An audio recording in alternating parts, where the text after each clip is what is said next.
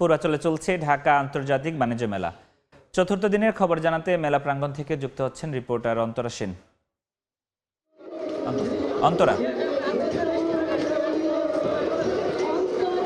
30তম ঢাকা আন্তর্জাতিক বাণিজ্য মেলার আজ চতুর্থ দিন।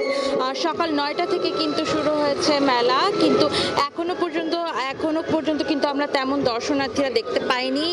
হতে পারে শীতের কারণে দর্শনার্থীরা এত সকালে মেলা প্রাঙ্গণে আসেনি, তবে বেলা বাড়ার সঙ্গে সঙ্গে মেলায় মানুষের সংখ্যাও বাড়বে বলে ধারণা করা হচ্ছে।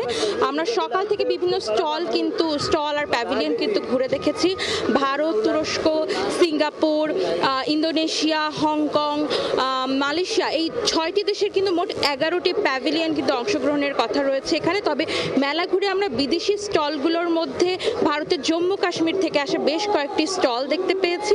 বেশিরভাগই কিন্তু কার্পেটের স্টল, বিভিন্ন ডিজাইনের নান্দনিক সব কার্পেটের স্টল রয়েছে এখানে। বিভিন্ন ধরনের নান্দনিক সব ডিজাইনের কার্পেট এখানে পাওয়া যাচ্ছে এই দোকানগুলোতে। এছাড়া কাশ্মীরি শাল, জামা, জুতা সহ কাশ্মীরের ঐতিহ্যবাহী যে পোশাক রয়েছে সেগুলোও কিন্তু এখানে পাওয়া যাচ্ছে। এখানে কিন্তু সুলভ মূল্যে, তারা বলছেন যে এখানে সুলভ মূল্যে তারা কাশ্মীরের এই কার্পেটগুলো বিক্রি করছেন।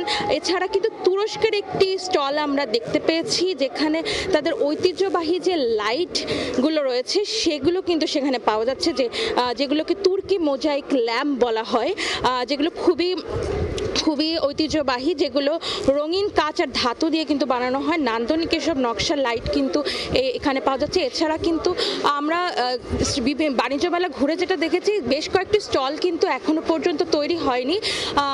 বেশ কয়েকটি স্টলের কাজ কিন্তু এখনো চলছে। 2-3 দিন এখনো লাগবে এইসব স্টলের কাজগুলো শেষ হতে। এই ছিল আমার কাছে বাণিজ্য মেলার সর্বশেষ খবরাখবর। বাণিজ্য মেলা থেকে সবশেষ খবর জানাতে যুক্ত হয়েছিলেন সহকর্মী অন্তরা সেন।